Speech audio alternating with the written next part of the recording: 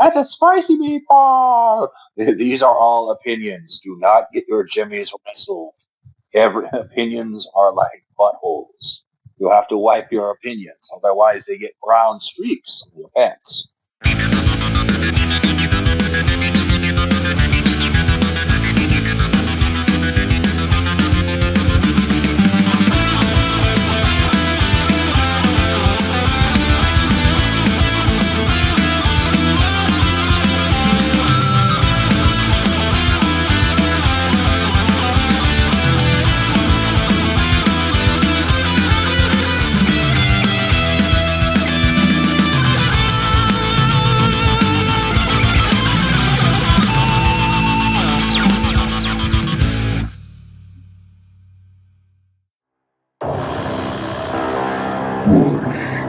It is a non-stop spoiler onslaught going forward. Abandon all pretenses, ye who enter here.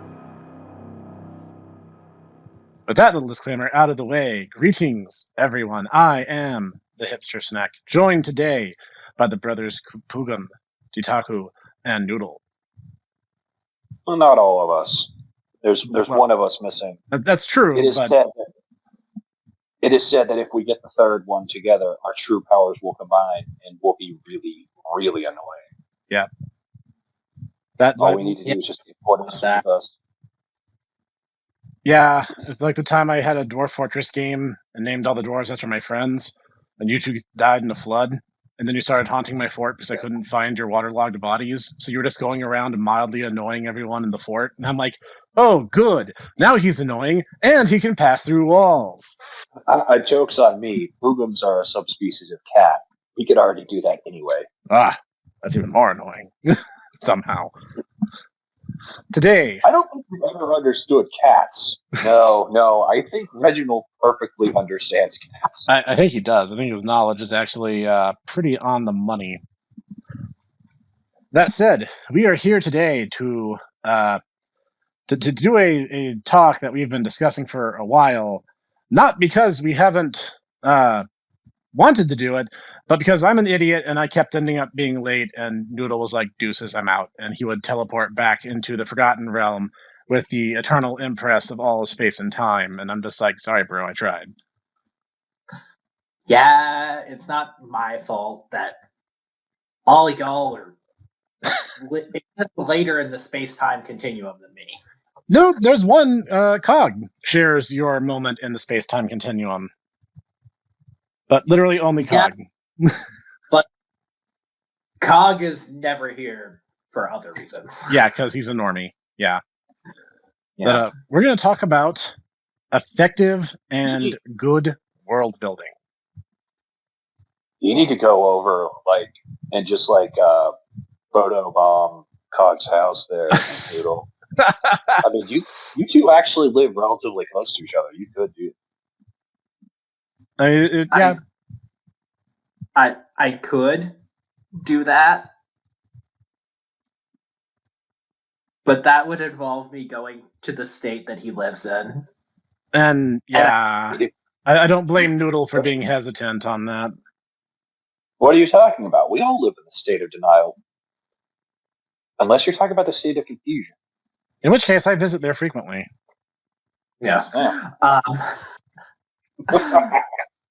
Speaking of states that make up the greater whole, world building, which is why we're here today. And it's, as our little warning there at the intro belies, going to have some spicy takes today. I think all of us probably will. We talked about this a little bit when Noodle and I were giving our dissertation on how a realist hero saved the kingdom.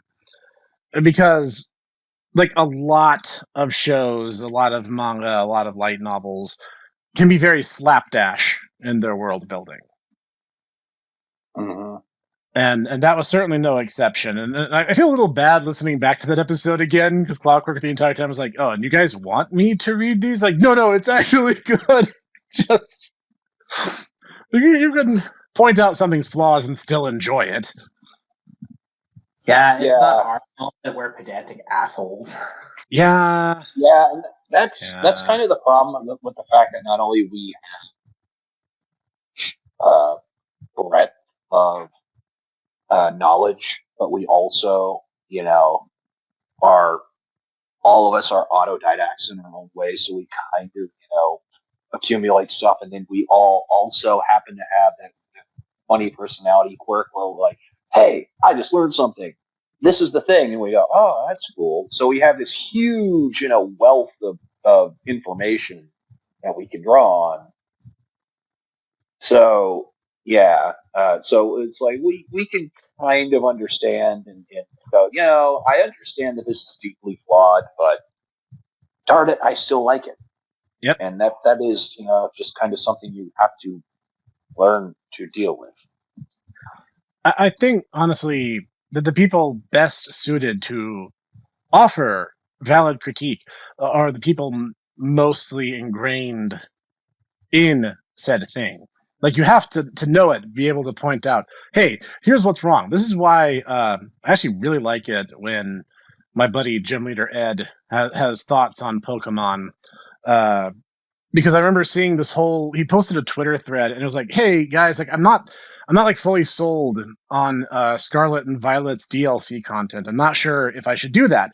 And I remember there was like a couple comments in that thread that were like, oh, well, you're a content creator, so you're going to do it anyway. And then Ed's response to that was like, yeah, no, I'm not gonna. Screw that. it was pretty glorious, actually. Wait, no, that's not what you're supposed to do. Come back, give us free content. And he was just like, nope, don't think I will. No. I'm like, wow, Ed, that was based. So, yeah, but that's... Was it red pilled? Oh, that is an excellent question. That is an excellent question. Now, world building, the fundamentals of world building are actually fairly simple on paper. But the execution is oftentimes where the authors tend to make their mistakes. Because, first off, not only can it be somewhat dependent on genre, it can also vary a bit by the story you're trying to tell. Like, not in the genre sense, but in the sense of the characters, if they live on boring everyday Earth, what is it about your Earth that should compel us or make it? Is there a twist in the myth, or is it literally just Earth as we know it today? All those things matter. They matter a great deal. What if it's actually both those things, where it's actually the Earth of this world is actually the nursery / playpen of people who are too weak and too inflexible to withstand the complexities and power of the outside worlds. Not that I would ever know any stories that did that. No, of course not. That would be ridiculous. Yeah. Yes. But honestly, my personal kind of bugaboo is twofold. First off, it's a lot of people, and I kind of I will freely, I've personally fallen into the first category until I kind of found my way. And that is a lot of older authors kind of were in an entirely different paradigm. The books that were around, even 50 years ago were very different things than what is on the market now. And unfortunately, or fortunately, I don't know, it's just kind of a thing that is, the titans of our literary genres have kind of not changed that much. But what kind of makes a good story in the modern sense,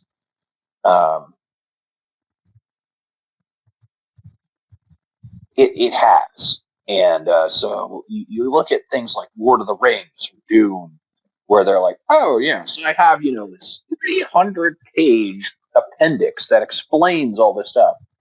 And so, cute little, 12, 13-year-old, Yutaku, who's like, yes, I'm just going to add an appendix. And having read Terry Pratchett, who has, asides and footnotes on every page explaining things, I'm just going to go, I'm just going to add, footnotes and an appendix. And, if I went back in time and be like, dude, no one's going to read that. It's funny with Terry Pratchett because they're kind of, it's a nod and a wink. See, it's funny because, ordinarily these aren't used like this, but no one otherwise would read that. And I'm kind of an outlier even then. I really went out of my way to look for those. It's extraneous, and as cool as it is, for instance, like Noah and Dune, when the Fremen are talking about, don't worry, you'll get your own Mala pistol soon enough. And you go, Mala pistol, that's a dart pistol that's used because gunpowder, gets stopped by shields, but the dart pistols are pneumatic, and so they actually are subsonic, so they can pass through the shields. And you'll know that if you read the appendix. But it's like one throwaway line that really is not necessary. There's an entire paragraph of what Mala pistols are and why they're around, and even like the entire strategy of, for instance, shield fighting, which is kind of glossed over, is once again brought up in the appendix. But so you have that. But on the other hand, you have you ready? Here we go. You have the incredibly artificial, stilted universes. And what do I mean by this? Take, for instance, this is not going to make me very popular, but he's about to do it, guys. Steven Universe, or Avatar: The Last Airbender. You look at these worlds and you go, okay, so they have the 4 nations, for instance, in Avatar. They have the 4 nations. Okay, that makes sense. And each nation has a tribe. All right. But it's, it's the Earth tribe. And what is their nation called? Earth tribe. Earth kingdom. That's it. Or what about the bad guys? Oh, they're the Fire Nation. Really? They're not like Caloria or like Pyria or, Firian. They're just Fire Nation. Yep. Wow. Did the showrunners like literally do this in like 15 minutes? Because the more I learn about Avatar's world building, the more it's like, this seems less like, this is a huge sweeping, epic that they had planned for years, and more like, oh man, I've said I was going to DM, and I haven't really, I've been working I've been working 40 hours, studying for my finals, taking care of my sick goat, and now, all right, fine. You gotta find the 4 artifacts before Comet come and the bad guy win. Okay, where do we gotta go? Fire Nation, Earth Nation, Water Nation. Yeah, go. Yeah, it really seems like they turned in the wrong draft of the script that just had like brackets, Fire Nation, because we needed to come up with a name. So it's a Fire Nation as a placeholder. It's like, oh, and everything changed when the Fire Nation attacked. And then that was in the first episode. And they're like, well, now we can't change it. Well, it would be too much of a pain to change it or, explain it away. It's like, oh, no, that's Fire Nation is like a common nickname for that region of the world. And their actual names, no, that's too much effort. Uh-huh. Yep. And that's the thing. Like, it's not even limited to the names.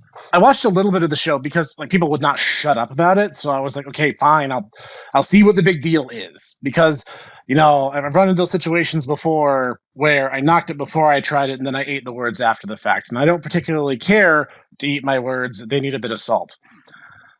So, What? I thought that your words were full of so much salt that the FDA considered them a dietary hazard. Yeah, but like Sneckberg doesn't believe in things like government oversight, so we don't have that.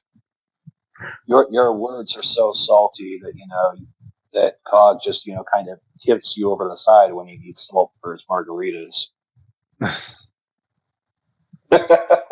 I mean, I want to say something, but it's like, no, shut up. Shut up. At any rate, I watched a little bit of the show, and the whole thing I kept seeing is like, oh, the Fire Nation it's the bad guy nation. Why are they bad? Because they have industry. Really? Yes.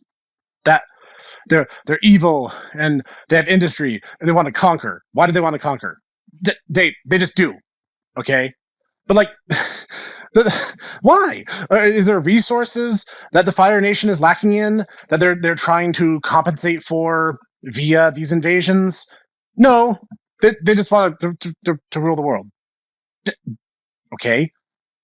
Like fine. Like we said, a villain doesn't necessarily have to be super deep and super political and super complex. A villain that is simple can still work just fine.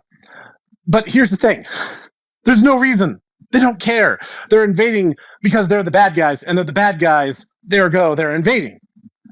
And that's the entirety of the whole to-do. And I know there's at least like 10 people in the comments right now, like already hammering their keyboards as hard as they can. Like, no, Snake, you don't understand. Dubis and Goobus were at war, and because their ancestors. Dude, it's an excuse plot. All that crap was written later in development, and it shows. Any kind of attempt at making their invasion more complex than surface level villainy is retcons, and it shows. Okay, and here's the thing: I know a lot of it is a matter of comparison, because I know like a lot of people are like, well, it's a kids show, so therefore you have to lower your standards. Like, no, I don't. There are lots of great kid shows. The Thundercats reboot back in the early aughts was great. Not aughts, was that 10? I forgot the exact year. 2011. It was okay. 2011, and I know this because that's the year I started working as a teacher, and I was like, man, 2011 is great. I have a job again. Thundercats came back, and then it was only a season. I was like, oh, that show was gone too soon. It was a really, really good season too. It was. Yeah, no, it was great. And they took time to add nuance and kind of explain on things and be like, okay, this is why things are the way they are. And this is like how it all interconnects into the broader spectrum of the world. And I'm like, I'm on board. Like, I wasn't even a fan of the 80s show. I didn't see it until a certain Pugum was like, hey, Snack, I got this on DVD. Do you want to watch it? And I said, okay, Yutaku, I'll see your hand and I'll raise. And if I watch this with you, you're watching the 87 Ninja Turtles. And he was like, you're on. All right.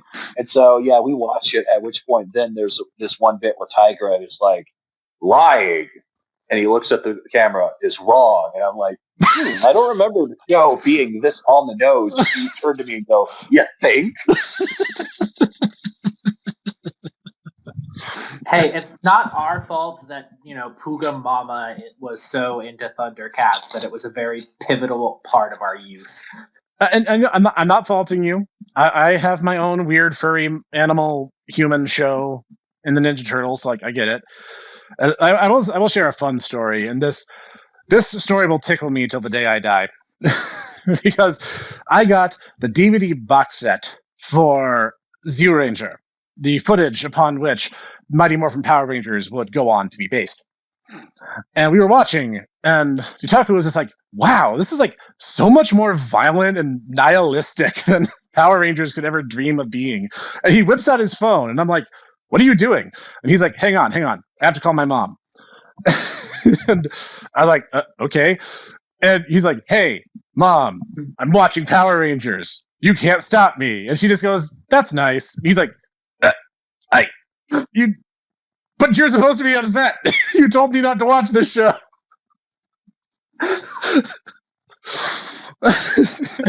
True. He's like, that's nice. You're an adult now. You can do what you want. I'm like, no, I am an adult. Yes, that was Puga Mama's very big sticking point. We weren't allowed to watch Power Rangers. But we weren't allowed to watch violent shows in general. But somehow the series with an incredibly flamboyant, ancient evil mummy sorcerer that, would go around and steal people's souls was okay. That one's okay. The Power Rangers, which, which had, dinosaur-powered fairies that, were fighting against Satan, we can't have them. But, muscle David Bowie and Tutankhamun, that's fine. That's all good. Yes. Puga Mama is many things. Consistent is not one of them. That does seem to fit. I'm telling Mom, who said. I'm now glad that I live several thousand miles away. Implying that she won't just reach the computer screen and slap you a good one. Yes, I know you Pugums can do that. That's happened to me on a number of occasions. Yes, Pugum powers are a hell of a drug. I'm just trying to read my emails, and suddenly this little paw comes out, and like, pow! And it goes back in, and I'm like, what? Ditaku! All right, circling back around to the point. World building. Actually, this is we just came up with a really good point of compare and contrast. Let's talk about Power Rangers and Zyuranger. Because I think there's a lot to be gleaned here. Because in the very first episode of Power Rangers, they're just like, okay, Rita's dumpster is open, and this crazy lady is back, and we're just going to abduct 5 random friends who really are just kids who do martial arts because it's fun. And we're going to turn them into our own private army and set them out into this war they do not fully understand. And they're just like, yeah, cool. Okay, we'll do it. Yeah, it's basically a proxy war between 2 immortal wizards who are sending their pawn soldiers to fight each other. Yeah. And Zyuranger is arguably even crazier because Bandora the witch, that's her actual name, by the way, it's Bandora. She even sings a very catchy song about herself and how amazing she is. That's the reason why the Rita's fortress has this giant sign that says Bandora Palace. Yeah. Yeah. I don't think they got rid of that. Yeah. So, Bandora... Okay, long story short, spoiler warning, whatever, I don't care. If you haven't watched it by now, you're not gonna, so whatever. Bandora lost her son to dinosaurs. Dinosaurs killed her son. So she's angry. So she basically goes to Satan, actual biblical Satan, and goes, hey, I want to cause an extinction event and kill the dinosaurs. And Satan's like, okay, but you're going to have to sign this contract that has really nebulously defined terms. And Bandora's like, well, I see no way this can go wrong. And one of the things he does is Satan takes her memory away, but he leaves the desire. So she knows she wants to kill the dinosaurs, but she doesn't remember why. Mm-hmm. So she goes ape and starts just attacking with random monsters in her legions. And the heroes are these ancient, hardened veteran warriors who've been in deep magical cryostasis until something happens such that it would force them to be needed again. And yeah, I want to say they're from the Yosei fairy clan. Basically, all of the quote-unquote humans. There's a few of them, like the Guardian, who's basically just he looks like a fat little just, cheery Buddhist monk, but he's actually just this, incredibly, impossibly ancient caretaker for these warriors. Yep. They're just a bunch of these weird immortal dinosaur people. And they just exist. And it gets crazier because the Zords, like the big mechas that Zordon built in order to have a counter to Rita's growing spell, they are actual spirits of the dinosaur tribes who died out and have manifested. And they're like, okay, we're going to give you our power, but there's going to be a lot of stipulations. And they're like, what do you mean? They're like, well, we're not giving you weapons. You know those little daggers that they can turn into guns? They're like their little tiny sidearm? That's all they get to start the series off. They don't get their weapons right away. They have to go into literal, actual hell to get their weapons. It is absolutely insane. And they're like, oh, by the way, people who are alive shouldn't be in hell, which is kind of a no-death statement on its face. But then they're like, oh, if a living person stays in hell too long, you just turn to stone and you're trapped in hell forever. So you guys are on a time limit, and we're just going to kind of yank your chain because it's funny to us, and we're not going to let you actually transform into your suits during this bit. Why do they do this? They're jerks. That's why. Yeah, they actually had a bit in all of this where they had, the requisite small little boy sidekick who went with them. And because he stayed too long in the underworld, he actually, they made a cast of this little kid in concrete. And they're like, no, he turned to stone. And I remember I was laughing at it. And you're like, that probably traumatized some Japanese salaryman for life. He's like, no, I can't run late because I'll turn to stone. And then, which is funny, actually in hindsight, because for all the guff that everyone's like, the Green Ranger is evil. It's like Dragon Caesar is comparatively supportive of Borai compared to the way that the other spirits are. Yeah, Dragon Caesar is just like, hey, you want me to do this? Cool, bro, I'll do it. He actually gets upset when Borai dies. Yeah, he actually mourns for him. I do not see the other ones. They'd be like, he died, whatever. Got to go poop out a new one.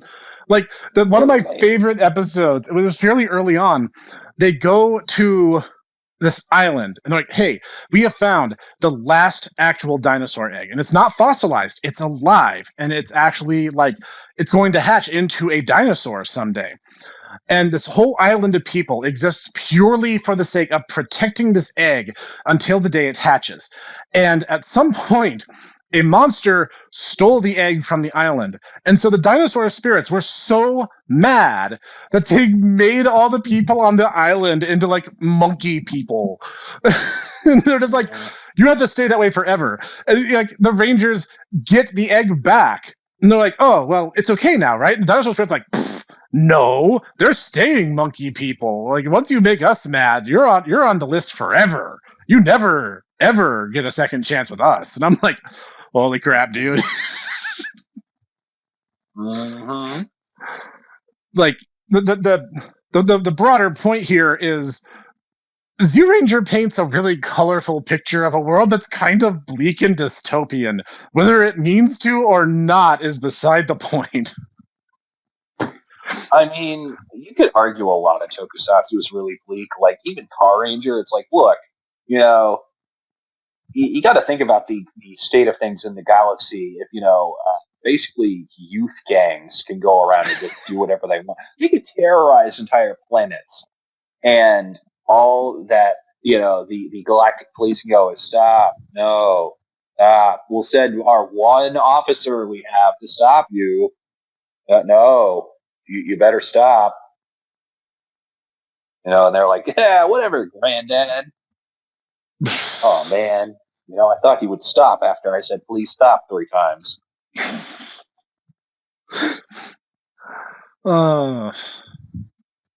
Yeah, the point I'm actually trying to make is world building can be very subtle and gradual and incremental. And a lot of Toku tended to take that tack because you only have so many minutes in your show to make your point. Whereas Power Rangers also the fact that a lot of them, at least, were like 52 episodes. Yeah. So they had a lot of time to kind of, pace things out. Right. And since all of it is essentially serial, and you could watch it in more or less any order to a certain greater or lesser extent, like when you get to Power Rangers, status quo doesn't change until they were forced to have it change. Like, the whole thing's like, oh, well, we've run out of Zero Ranger footage. Now what do we do? Well, we'll just use the next Sentai in line. Well, it's different. Yeah, that's fine. We'll just keep using the same suits, and we'll just use the new Zords and explain it. It's like, oh, well, they transform into mystic beasts and stuff. Just CG it. The kids are too dumb to know the difference. Like, what little lore, and I know, again, I hear the comments already coming, yeah, Power Rangers has deepest lore in IDW. I don't care about IDW. I said it before, I said it again. IDW is crap, and you shouldn't support them. Anyway, the whole thing that they do with the Power Rangers lore is they faked it till they made it. Oh, Zordon is this ancient wizard. Cool. What else? Well, nothing else. Not until we absolutely have to change the story to make something on screen look passable. Oh, by the way, like, he's this Alamau, and there's all this weird stuff, and the morphing grid is it's the Force, but it's not the Force, and colorful costumes for some reason. And yeah, we're not really going to ever explain it except for, like, as much as we need to in order to keep selling you toys. Basically, what you're saying is Space Battle is going to have its own live-action series. You are raising the stakes on me really fast on this. I do need to sit down. Space Battle. Space Battle is going to have its own season 3. That's going to change everything forever. / not clickbait. The twist is not that, the main character and the princess are siblings, because that would be weird. We don't play that game here. No, the twist is that the princess and the main character are the same person. Da-dun! Oh, so instead of Empire Strikes Back, we're now, wow, now somebody's going to be like, wow, you're really dumb, Didago. You can't remember this. Man. Okay, now this is going to really irritate me. Tyler Durden. Fight Club. Right, Fight Club, yeah. Fight Club, yeah. So instead of Empire Strikes Back, we're Fight Club. Yeah, basically. Or we could Deadly Premonition it, and it's just like, you saw the main character because that was the dominant personality, but it turns out their actual identity was the princess the whole time. I could see that, and actually, I think that, and then also having it be the Fight Club thing, where they were both the same person, would actually be interesting too. I think it could work. I'll see if I can work that in. I'll have to get Cinco to plot vomit for me so I can figure out what direction I'm going with it. The point is, world building can be simple. World building can be complex. It also leads to dinosaur spirits who are also total jerks, who do not care if you even fix your mistake, because you made that mistake, and now you're monkey forever. Mm-hmm. Whereas world building that is deliberately kept simple can be entertaining. Let me extend my olive branch here. Power Rangers, when it's good, it's good. And, I mean, it's good in kind of a dumb way, but it's good. It's entertaining. It's good stuff. Now, Power Rangers, when it's trying really hard to be edgy, is the precise opposite. It kind of has the Shadow the Hedgehog problem, where it's like, this is completely tone deaf to what the rest of this series actually is, and you have no idea what you're doing. This is you just trying to explain, no, guys, you don't understand. Tattoo Teenage Alien Fighters is actually really, really good. No, okay. We don't talk about world building. We're talking about a show that just did not care.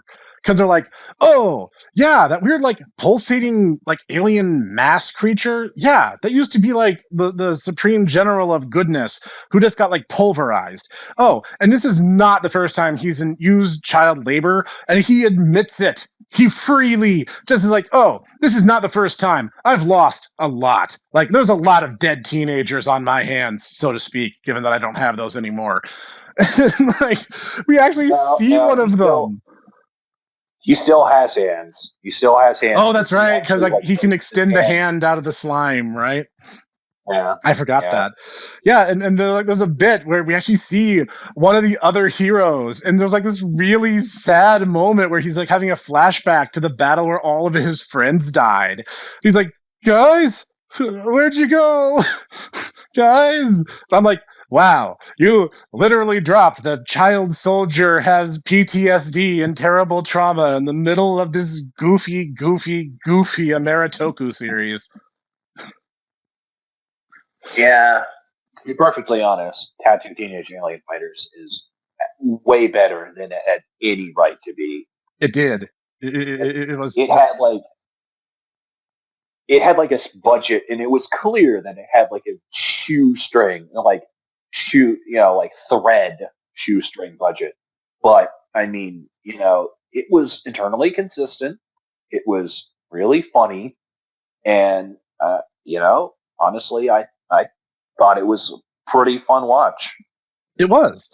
And that, weirdly enough, that show actually had like fairly consistent ideas throughout. And it's like, yeah, you could basically, it's one of those series where you could basically watch the episodes in any order and it would still basically make sense. But they get to this bit towards the end and they're just like, oh yeah, like there's this intergalactic war has been going on forever, but if we lose Earth, that's it. We're all just going to die, and there's literally nothing that's going to stop the universe from being conquered. And I'm like, that's dark for a kid's show. Never mind your Fire Nation stuff. Yeah, honestly, I think part of the crux of the issue is the fact that I think me extending my olive branch, coming at it from the other side of as a creative. You spend a lot of time and a lot of brain power just thinking up this stuff. And so at the very end, you're like, okay, dumb, children who are my readers, open your eyeball mouths. I'm going to just jam all my, awesome lore in there. Whereas, that's what you want to do, but you kind of have to learn that lore is like a spice. You can't put it all, you can't just dump it onto something. You need to sprinkle it. Put a little bit. Because otherwise, you're just going to go, good Lord, it's like I'm reading from a textbook. You're reading Moby Dick over here. Yeah, it's like, some people might like it, like me, but, other people, like everyone else, will not like it. So, yeah. Yeah, and the thing with appendices is you cram too much in there all at once, you're going to get appendicitis, and the whole thing is going to explode. Okay, you have to be careful with how you do this, because you don't want to info dump, especially if the info is not currently relevant. You want to introduce it in such a way that not only is it organic, but it's also conducive for the plot. If you're going to have this moment where you're like, okay, I'm going to throw this brick in the air and I'm going to revisit this like 20 chapters later and it's going to pay off, you have to do it in a way that makes sense. If you're clumsy about it, people are going to notice. Hey, by the way, guys, did I tell you about X thing that I'm carrying in my pocket right now? That would be super convenient in a really niche situation. No? Well, I do. But Professor, what if the villain and the hero are having a riddle contest, and the hero is like, I can't think of any of the riddles, but I have something really neat in my pocket. He'll never find it what's in my pocket. Then he could use that. That's how you could determine. And I mean, kind of as a corollary to what you were talking about. I was not going that direction, but that is a fascinating counterpoint, actually. I'm kind of going off of your thought, Yeah. using your lore in order to propel your story is also, I think, a good strategy. It is. Because, having a situation whereupon, for instance, if you have, shall we say,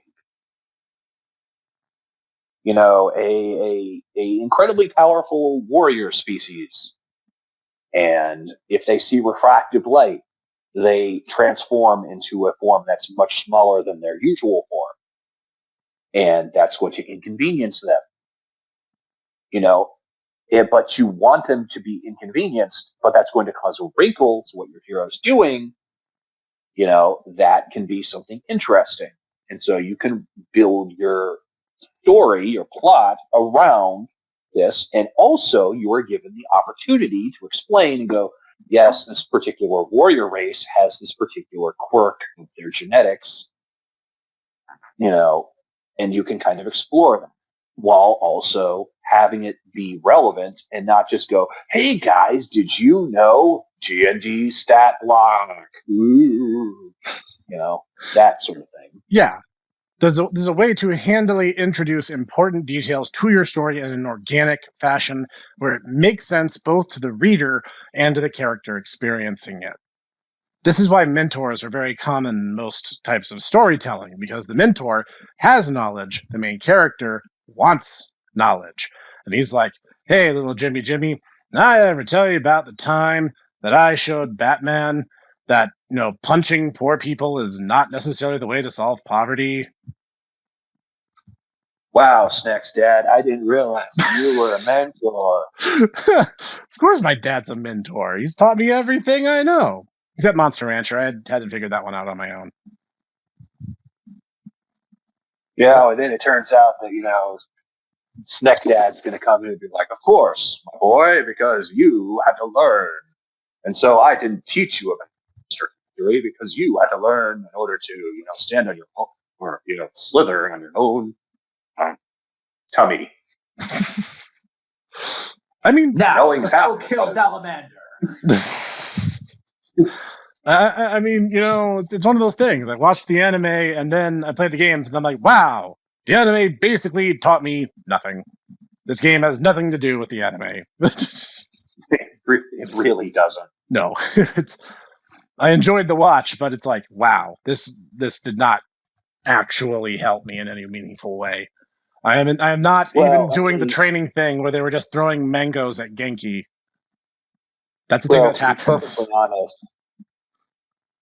To be perfectly honest, the Pokemon anime is really nothing like the games either. Also, that because none of the gym leaders end up in a oh no, we're in this wacky situation. We can't fight anymore. I guess I'll just have to give you my badge. Oh, wow, no. I did it!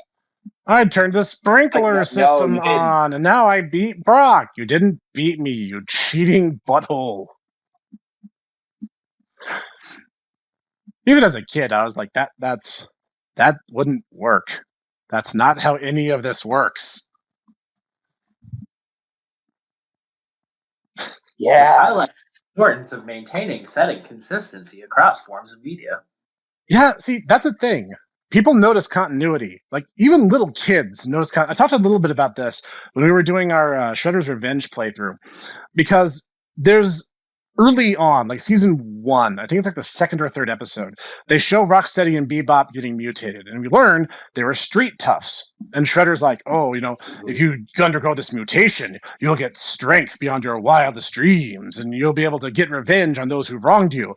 Like, a couple seasons later, there's a bit where Rocksteady and Bebop end up at the New York Zoo. And they're like, this is the zoo that we lived in before they took us and mutated us. And I'm like, what? You didn't live in the New York Zoo. You were humans. And like, even Little Snack was just like, this makes no sense whatsoever. This is funny because this just proves to me that, we were destined to become friends, because basically you just are like, yeah, so I was just an autistic pedant, even young.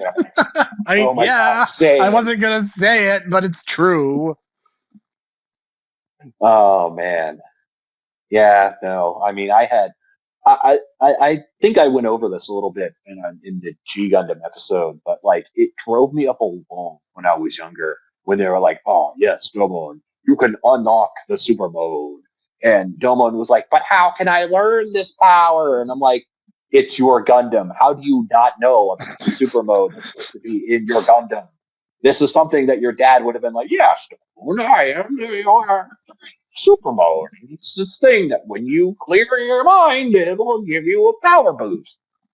And, I didn't understand that it's like, this is basically him going Super Saiyan. It's not supposed to be like a function of the Gundam. It's supposed to be a function of him growing as a person.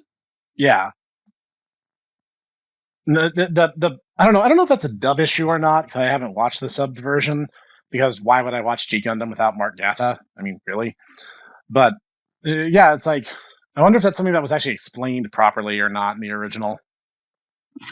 I don't know. It has been literal years since I watched the G Gundam, so I could not tell you.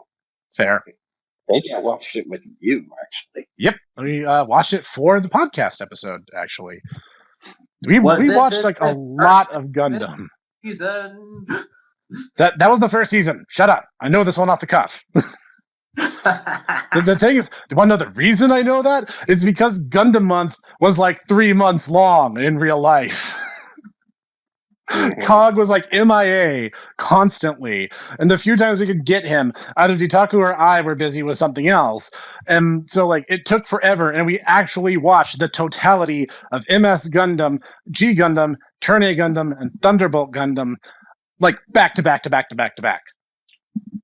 Yeah, that was not our smartest idea. That was a bad plan. The Mecha Month in Season 3 was much better organized, and Season 3 is coming. It's coming. Season 3 is happening right now. Season 2, you mean? Shut up. Don't want to talk about it. Fill in your bingo cards as we talked about Season 2. Trademark, copyright, all rights reserved. The accursed miss season.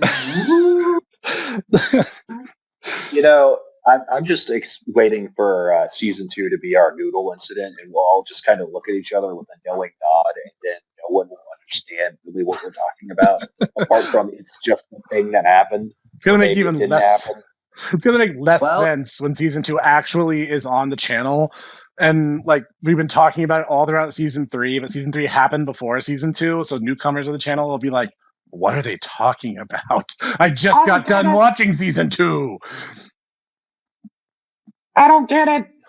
I mean, so Season 2 kind of was the noodle incident, because that's when I made my channel debut. That's true, actually. That's when we actually revealed that the Tomo Bros were 7, not 3. Yes. Because we did not reveal that right away. And there's only 3 characters on the banner art, which is something I plan to rectify sometime this year, maybe. Yes, my channel debut in the past, in the future. Yes. For $7, $7 noodle dollars a day, you too can, subsidize the professor and have, questionable art made of you. What? And also, you can adopt a snack. In the arms of... We're not paying for it. We're not paying for it. Cog's not here, so I have to say it. Like, hey, there has been world building on the channel. Let's talk about that for a second. The April Fool's episodes actually have had a unified continuity throughout. And I'm really proud of those episodes. It was a lot of work. You guys at home don't even know. Like, I literally took a day off work to finish the Godzilla episode on time. Like, it's a lot. And wasn't that also the part where you literally had your vehicle, like, Mad Max? Like, yeah. Like, a month later, I actually had my car stolen. I posted about it on the Twitter feed. And I was like, this year's been unbelievable. Like, that's not even Sneck lore. That literally actually happened. My car was legit, like, stolen by a gang. like literal, actual gang. Went around shooting people. It was crazy. So, the whole thing is like when the April Fool's episode started, the sketch was just, so it was supposed to be self-contained, and then the joke was like I was explaining the story wrong, I explained the mechanics wrong, I got all the characters' names wrong. Like that was basically the joke. And the whole thing with Bad Doom was like kind of a stapled on afterthought. And I was the only voice actor. Like no one else was doing roles but me. And then like the next year, we're like, okay, we have to one-up it. And I was like, okay, well, that shouldn't be too difficult. And so I was like, oh, well, we could have this courtroom drama. And we start with the courtroom drama, and then it would go into the review. And then I was like, I can't separate these. The story is there. It's tied to the courtroom drama. The courtroom drama is the review. And that's when we reveal Sneckworth and the judge, Sneckman von Beardstein. Characters who ended up becoming really popular, actually. And so I was really happy about that. I actually got a few DMs about Sneckworth in particular, and they're like, what's his deal? Is he coming back? Like, yeah, he's coming back. Don't worry about that. Even though he started a lot off... of that actually... Oh. Good. Oh, I was just going to say a lot of it actually was, just us going back and forth and utilizing kind of a setting that I had made for a comic that is still kind of coming. Like season 2. Yeah. Except, some of it is actually out, rather unlike season 2. Also true.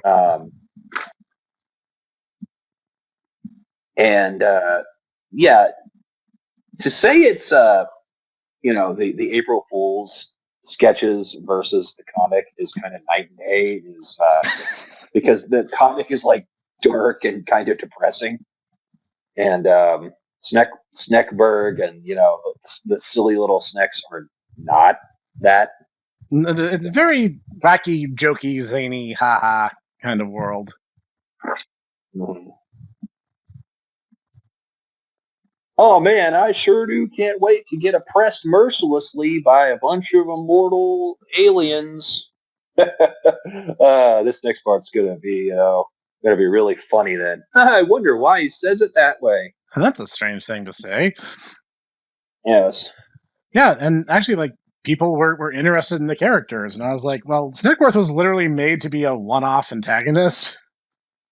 And like that's why if you go back and watch it, like there's this really snippy dialogue between Sneck and Sneckworth, and like it was much more hostile. And then like in Advent Rising a year later, they're like, oh yeah, by the way, we've been friends since like elementary school. Like, is that why you two are so snippy with each other? Originally they were going to have a friend who's going to kind of be their like glue, but and I really, really liked her as a character, but we don't know that many, voice actresses, so. Or rather, we know them, we just can't afford to pay them, so. Yes. Yeah. And Christina V, I love you. I love you. You are a voice actress waifu. I will fight this professor for your hand. You're not even playing as her character in River City Girls 2. I don't want to hear it from you. Well, neither are you. I am. No, Christina V? Yes. No, she's the... What? No. I thought she was the one side character. No, dude, she's the lead. She's the black-haired girl, and I'm not pulling the names out of a hat right now, so I'm feeling a little dumb. Well, she's definitely not anything that is going on right now. Christina V is a voice actress. She does a lot of dub work. She did Shantae. She did a couple of the voices for Neptunia. Yep. And so that's what it is. Also, she is actually really cute. Yep. So, it's not one of those things where it's like, wow, you have a really good... You do not look like how your voice sounds. No. So she very talented lady, which is the point we're trying to make. But like the whole thing then was like, oh, hey, Sneck and Sneckworth are actually friends. And then we introduced Lounge Lizard, the most popular character on the channel and best friend to all. That is such a weird meta joke. It's like the whole joke is that was literally the first time he'd ever shown up.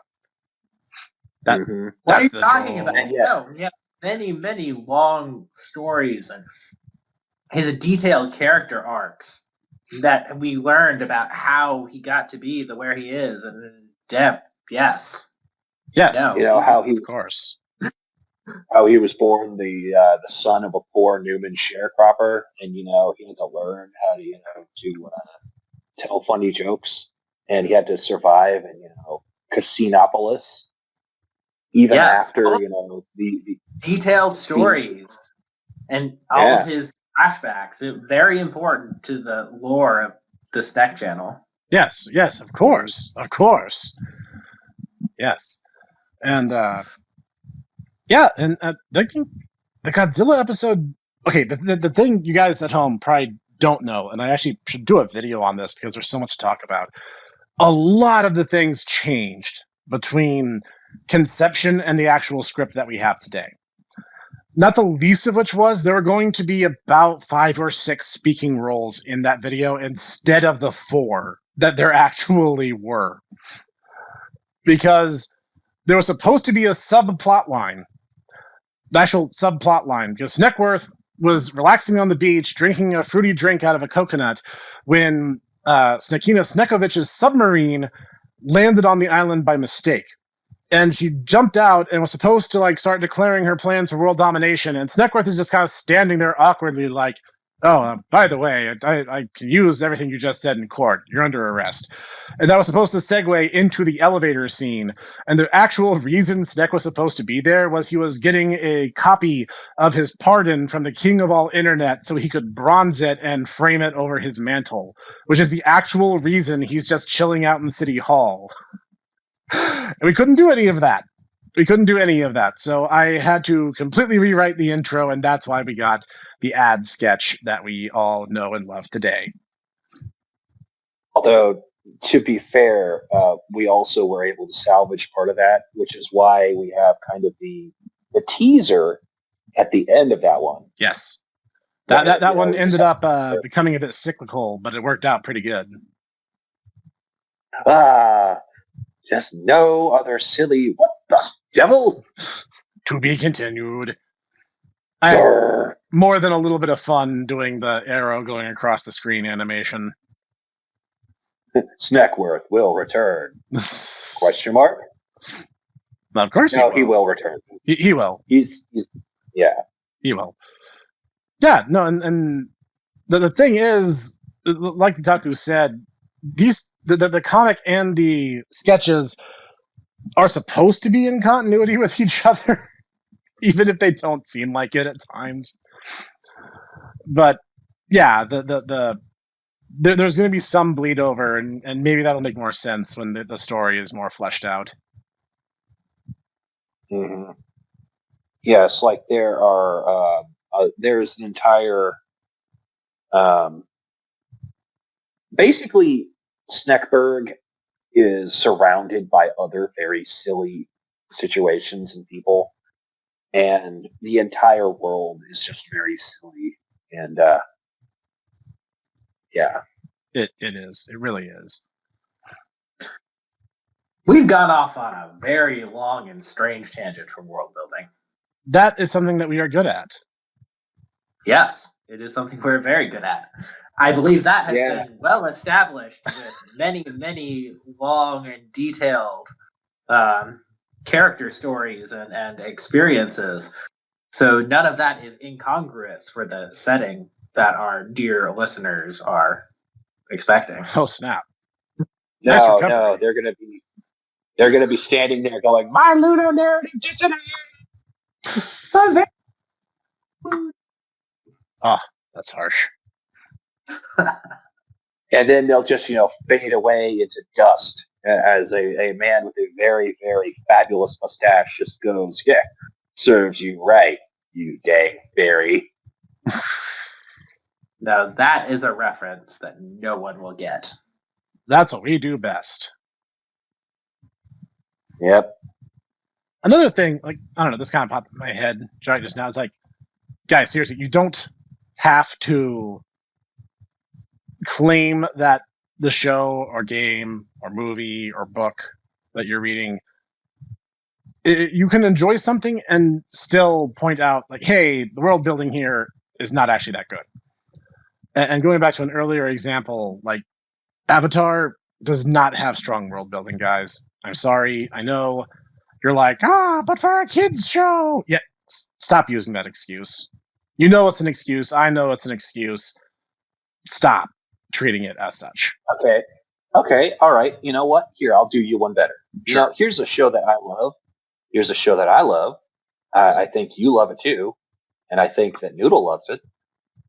Dragon Ball. Dragon Ball has absolutely awful world building. Oh, yeah, it The does. fights make no sense. Oh, God, yes. Basically, the power system doesn't make sense. Like, at least with Naruto and Bleach, they kind of go into, well, you see spirit energy or chakra is like this, and you can do this with it. And if you,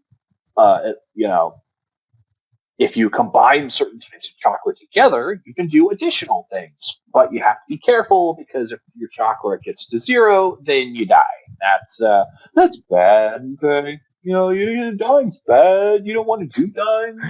Dying's bad, okay. Shouldn't die. Yeah, okay. you know, we don't have Dragon Balls in this world, okay? That's true. Each other back, okay?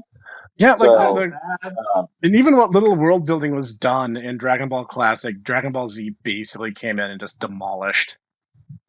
Yeah, every single additional time Toriyama sets something up, he kind of goes, I can't do that again because people are just going to go, well, no, you see, there's an additional clause on the Dragon Ball rules. See, here down at the bottom it says you can't wish they were the same thing twice, except we ignore that. That's when you definitely can. Or how Earth's Dragon Balls are supposed to grant 2 wishes, except the times where Toriyama forgets that's a thing. Yeah. Yeah. I mean, he did famously write the entire thing on a month-by-month, week-by-week basis. Yeah. Whereas, unlike, your personal favorite, battle manga of all time there, Professor. Luffy's Bizarre Adventure. Where he had a plan, decided not to stick with it, and just keep tacking things on. Well, he has a plan, and he just keeps tacking things onto it, which is kind of a problem. But I mean, you got to admit, he does have a plan, and it is pretty crazy how in depth the world of One Piece is. The problem is, though, my favorite fighting manga stopped long before I ever started reading it. And that's why Fist of the North Star is the best.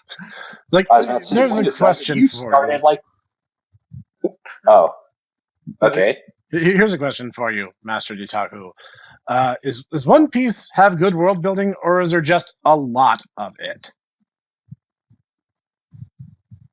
I'd argue it has good world building because the world that it sets up is not only conducive to its theme, but also it is all internally consistent, and also is, and this is this is entirely subjective.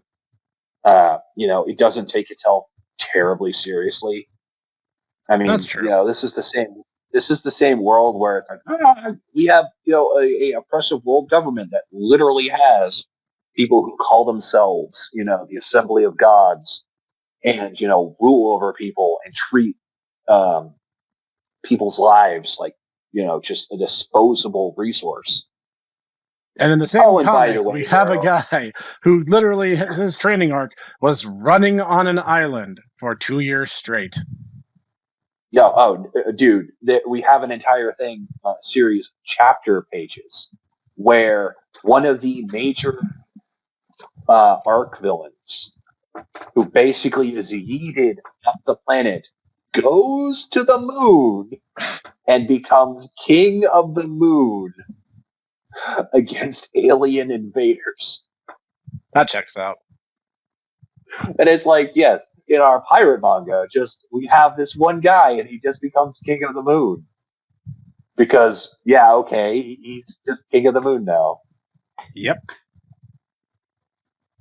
That's fair. You raise a fair point there. Like, there are some stories out there where, like, it's not even good world building. They just try to pour a lot into it to, like, make it look like there is. But don't be confused. Quality and quantity are definitely two different monsters. That's fair. Although I would wonder what you would say is a example of a quantity over quality. I mean, I have some ideas. But I'm D&D. Curious to see. Where D&D is just like, guys, we have all these novels, and all of them are in this huge multiverse, and they're all shallow as crap. I mean, you could argue that's kind of the same problem that Warhammer has, where it's basically like it has a lot of cool ideas, and then you realize it's basically just him going, okay, so I got a little bit of Frank Herbert, and I got a little bit of Asimov, and I got a little bit of heavy metal magazine, and I just put it in the blender, and then I put it on Puree, and voila, it's a new setting. It's like that's basically what D&D is too, except It's like I got a little bit of Warcock, I got a little bit of Jack Vance's Dying Earth, got a little bit of the Hyperion Kantos. Hardy Dash of Tolkien's works, though very, very dumbed down. Yes. Voila! They have the trappings of Tolkien. They do not have any of the actual meat and potatoes of Tolkien. Because if people actually knew anything about Tolkien's world building, we'd have a lot more fantasy stories with literal epic rap battles. And I'd be okay with that. I would be very okay with that. Are you saying that bards should be able to just instantly destroy undead the way Tom Bombadil did against the Angmarian whites? When he's just like, oh, hum diddle, you should return to the barrow. And they go, and shriek away from this little godlike being. I mean, I was referring to literally the second most epic battle in Tolkien's Legendarium being a literal rap battle between an elvish king and Sauron. But, yeah, that works too. To say nothing of his penchant for having characters break out in song, like, Bilbo is trapped in the forest, and there's all these spiders. The spiders have kidnapped the dwarves. What does he do? He starts calling them Addercop and Tom Noddy, because don't you know, spiders hate being called Tom Noddy. Hey, that's our word. Bilbo Baggins was just canceled today. Oof. See, that is some deep world building, man. He just knows spiders. That's the spider's N-word. Oh. All right, we're now at 8 minutes into this. I think it's safe to say that kind of joke. I'm just saying, though, that that's one of the things that I really dislike about the Peter Jackson Hobbit movies is that it takes itself entirely too seriously. It really does. And, I mean, also the fact that, it kind of is like, oh, the elves are just so above it. Yeah, and that's the reason why they literally escape in the book, because you guys are partying so hard that you get, absolutely slobber-knockered, and they can just leave. They just leave. What are you guys partying about? We're partying with the Festival of the Stars because we can see the stars tonight. Can't you see the stars every night? Yep. Sure can. No, you don't. You don't understand, J.R.R. Tolkien says, puffing on his pipe. Don't you understand that the stars are actually their ancient ancestors on a giant skyship flying through the sky, helping them in order to see as a guidepost, in order to ensure that they are able to return to the land of Valinor. Actually, stars in Tolkien's Legendarium are the bits of dew that were upon the two twin trees of light that absorb the light of the trees when it was killed. Wasn't okay? I'm talking about basically his pole star is effectively was the one guy's was the one it was his pole star, not his pole star, his Venus is Elrond's dad. True story. Elrond's dad is literally Venus as he flies around in his magic spaceship. Yeah. Mm-hmm. I'm failing to see a problem. Oh yeah, and by the way, they're literally like the last battle of the first age was Satan going, I don't have anything left. All my demons are just send all the dragons. All the dragons. There's an entire continent-sized series of dragons. And Elrond's dad just goes, buddy, give me the bigger arrows. And then he flies down with his magical spaceship and he kills the continent-sized dragon, yes. Mm-hmm. As you do. Mm-hmm. Yeah, just like, how you do. Well, he was a level 20. He was a level 21 sorcerer, don't you know? I'm sorry, I seem to recall half-elves being a race at one point. Or not being a race, being a class at one point in D&D. Oh, so yeah. obviously, back in the AD&D, yeah. Yeah. This is what I'm talking about. I'm D&D's so sorry, building everyone sucks. who is listening to this. I'm so sorry to have subjected you to our nerd knowledge. There's been a lot of that this episode, hasn't there? You just need the Spider-Man meme where he's like, this post gave me cancer. It's like, this podcast gave me cancer. All this nerd radiation just seeping off of it. Okay. You know what? I'm going to bring up a postulate, and I've talked to Cognitive Taco about this, and I forget if I've specifically brought it up in the podcast, but people are really pretentious about nerddom, and the thing that annoys me to no end is when I was but a wee lad riding my ankylosaur to class every day, I got into Lord of the Rings well before the advent of the films. And partly because my mother was a big fan, and she was like, hey, if you like fantasy books, you'll really like these. And I did. And it's like, you read Lord of the Rings? You're such a nerd. Fast forward a couple of years, and people are like, oh my god, I love Game of Thrones. It's so edgy and mature, like me. Like, I'm an edgy and mature person, so it totally speaks to me. But like, not like baby fantasy. I'm like, just Game of Thrones because it's edgy and adult. It's the most juvenile reaction to media I think I've ever seen. I think I finally came up with a word to call it when I was in college. I call it the Dark Knight effect. Because that was around the time where superhero movies were really starting to escalate and people were like excited for Marvel films. And that feels like an eternity ago now that I'm saying it out loud. But like, we had already had like Iron Man, we had Sam Raimi's Spider-Man movies, the good Spider-Man movies. And like, I think Captain America was just about to come out, and they had announced that Green Lantern was getting a movie, and I didn't know it was garbage yet. I was still excited for it. Let me have this.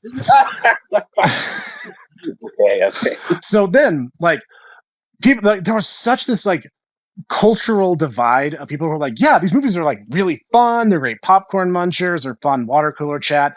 It's good stuff. And then The Dark Knight drops. And I remember Cog was like, dude, we got to go see this. And I'm like, okay, fine. Batman Begins was pretty good. So I'm like, okay, I'm down. I went and saw it, and oh my god, that movie drags on so long. You could cut the entire last hour of the film out and make it its own separate movie because they basically just used up the Two-Face plot line. Guess they weren't interested in capitalizing on that at all. Like, I did not like that movie. And I was like, oh my god, guys, you don't understand. The Dark Knight descended from the heavens and like made me see that superheroes could be dark and edgy and mature like me because I am a dark and mature person. And I'm like, shut up. You are so full of crap. You are to this point where you're just afraid that people will have a different opinion than you. So you're just like hiding any love you have of this nerd culture and only embracing it when it's broadly speaking popular enough for you to finally be like, oh yeah, I was into Dark Knight, was so cool. Just shut up. All of you just shut up. You are tools. If you did that, I'm sorry, you're a tool. That is why I call it the Dark Knight effect. We're not talking about the new metal band either. No. You're just a government No. tool. Yeah. You're a rake. You are a person of ill repute. Oh man! That's a smart joke. Can I be a wrench? No. Can I be a wrench? Wrenches are useful. Oh. I live in a desert where rakes are useless, so you are a rake. Not even for like a Zen garden? And that's a different kind of rake. You're a regular rake, like a Home Depot rake. Oh. No, you're like the Dollar Tree rake. Like the cheap plastic ones that break after like 2 uses. I'm busted. Hey, we are. Ooh, poor Jimmy. We are not being kind to Jimmy this episode. Yeah, it's like that's why I call it the Dark Knight effect, because it's the same thing. Game of Thrones did the same thing. Dark Knight did the same thing. They're like, the nerd stuff, yeah, that's for kids. Up until something opens the door, and then they're like, quote unquote, allowed to like it and not compromise their social standing. It's like, you're an idiot. You don't know what you're talking about, and if you can't be like mature enough to just like what you like and not have to quantify everything with a, well, I was against it up until I wasn't, then, like, no. Just no. Get out of here with that. Yeah. I mean, although I will say this, the like, constant obsession with, like, very, very childish things is somewhat worrying.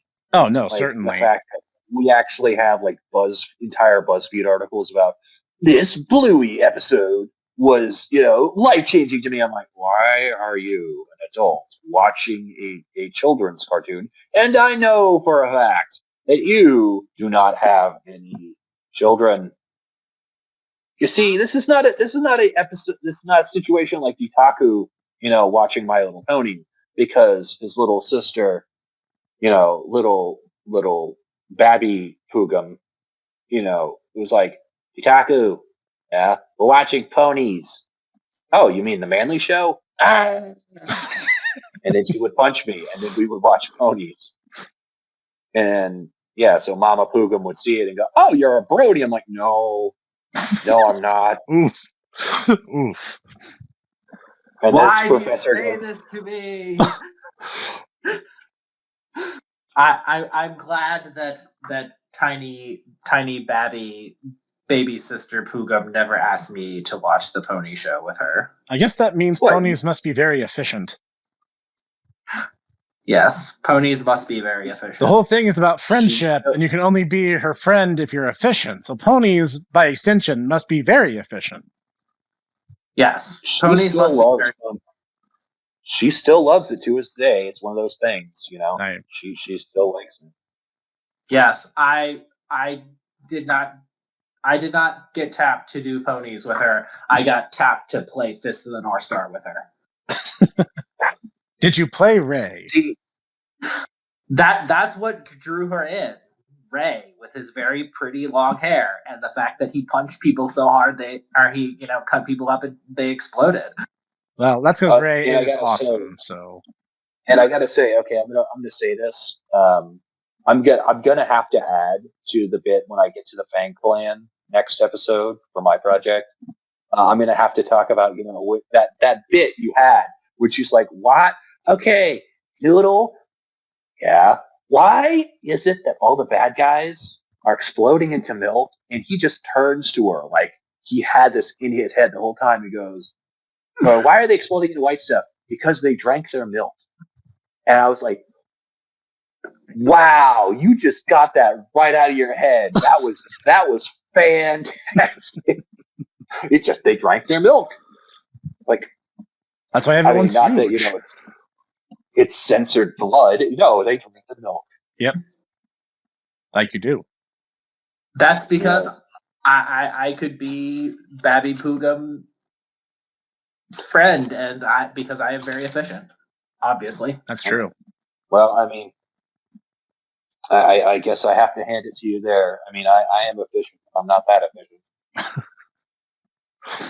I don't know. We've had those brilliant flashes where the lightning hits. So She gets really mad at us now whenever we say that, even though it's just kind of become a thing in the family.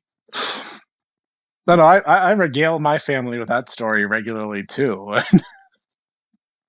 That and the story where we got to explain to her about ancient technology and how you had to dial into the internet. And she thought you and I were making it up until Mama Pugum stepped in and told her that we were telling the truth. Mm-hmm. Yes, many for truths got asked those days. Yes, you have to understand that out of all the things that Noodle and I have done, one of the things that I kind of regret was when baby Pugum was still actually a baby rather than being the young lady that she is now. We may have messed with her a little bit. I wouldn't say gaslighting, but I wouldn't go as far as to say gaslighting her, but we were totally gaslighting her. But we were totally gaslighting her, and it was kind of a thing where she went later to her therapist and was like, I have trust issues now. I have no idea if anything that anyone tells me is actually true. Oh, no. Oh, no.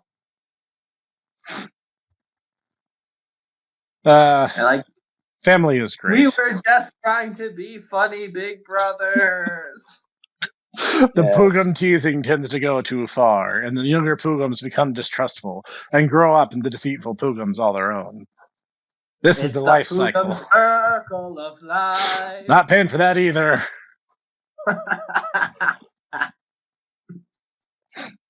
We are all connected in the great circle of abuse. We all abuse each other in different ways. Well, I mean, I guess it is like the song goes. It's like the song goes, you know, some people want to abuse you, some people want to be abused, some people are Pugums, and those guys are jerks. Oh, so it's okay if we use lyrics, but if we speak them... If you speak them slowly enough that the YouTube auto-detect can't catch it, then it's fine. But you also can't wear the bit out, so it's a balancing act. I think it's going to be a long, long time. We're getting the Shatner rendition, I see. So touchdown brings me around again to find.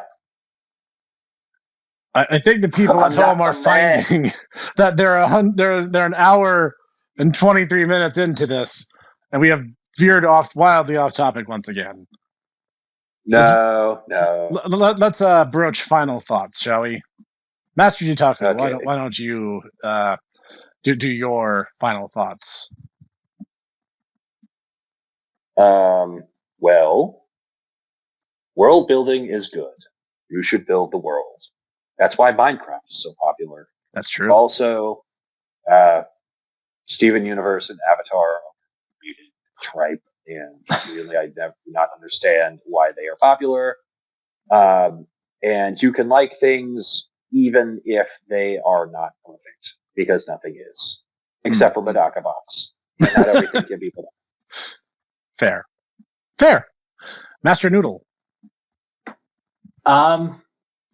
Yeah. I second Medaka Box being perfect. But yes, just closing thoughts. Yeah, you can like things even though they're bad. And you can like things even if you recognize their flaws. And just because you point out the flaws in something doesn't mean you don't like it. That means that you just see their flaws and you might want to make it better. That's true. And pointing out the flaws is the first step to making it better. So then yeah, you can improve those things that you like. And that's why we're particular nerd assholes. Yep. Because we like them. Want it to be better. There's wisdom. And, yeah. And, understanding, and if anything, that just shows that you have a higher level of understanding than just going, oh, me am thing am good. It's like, yeah, but I am thing good. Oh, me, Grug am, no, because Grug am caveman. Grug am only look at magic skybox. The Grug is only into it because rest of tribe is into it. Yeah. Why you got to call out him Grug? Poor Grug. He lives a It's tough okay, life. Grug. You can be into it because other things are into it. Other people are into it, and the rest of the tribe is into it. Just acknowledge that is why you are into it. That's okay. Be honest. You can like things that are popular, and you can like things unashamedly that are popular. Ditaku. Yeah, Ditaku. Ditaku. You can also dislike things that are popular. I have under no idea what anyone's talking about right now. I'm just watching two dogs. I'm the guy with the doing hipster glasses. And it's Ditaku over here who's like, thing is popular. Pfft, thing is dumb. And I'm just like, okay, buddy. I cannot say anything about Avatar The Last Airbender because I have never watched a single episode of Avatar The Last Airbender, and I have no intention of ever doing so. So fair. So, I mean, when you're talking about pure hipsterdom in that, I mean, but isn't that the fun? Noodle just putting on his beret, and doffing his cap and just going, poor Jitaku. You see, you're not dealing with the average hipster anymore. Full hipster. I have ascended beyond. But yeah, that's actually kind of a profound thing. It's like, if you're not going to watch it, if you're not going to read it, if you're not going to interact, that's fine. And that's fair. But be honest that that's the situation that you're addressing it from. For example, when I first started seeing stuff from Undertale, I just missed it out of hand because first off, it was everywhere. And I was just like, oh my God, shut up. I don't care. And I had a friend who was like, dude, you haven't played the game. And I was like, that's fair. You know what? You have called me out, and you are 100% right, and that is not fair for me to do. Then I played the game, and I'm like, okay, it still sucks, but now I know why. Hey, you guys want to do that for the next episode? Why Sneck doesn't like Undertale or Mother 3? Want to just burn this channel to the ground and lose all our subs? Because I think that's what I want to do. You know what? Sure. At the same time, you know what you need to do? You need to do this and then play Loop of 8 or Yeek. Fair. You know what? I actually owe Yeek a revisit because they did the story overhaul, and I have not played that. That's fair. I'm the one, ripping pepperoni, golden alpaca. That entire scene is like so tonally whiplash that it's like it is like the precise level of bad humor that I love. We're having a deep moment of pathos. Watch out, guys! Golden alpaca. Yep. This guy's trying to talk about how he lost his sister, and then golden alpaca. Beautiful. So that brings today's episode of the Tomodachi Bros podcast to its finale. Like, comment, share, subscribe, show your mom, show your friends, show your enemies. Maybe they'll hate watch. I don't know. I'll take it. Show your teachers to show that you're hip and with the times, as the children of youth do say. Probably shouldn't do that, actually. It's probably going to get you bullied. I mean, you're a nerd. But thank you. Thank you for watching anyway, and putting up with our infinite nerddom. This has been Ditaku and Noodle joining me today for this episode. Sign off, guys. Goodbye. We'll be back. Titaku will return. That's right. Next episode for the Orongers. And we will see you guys there.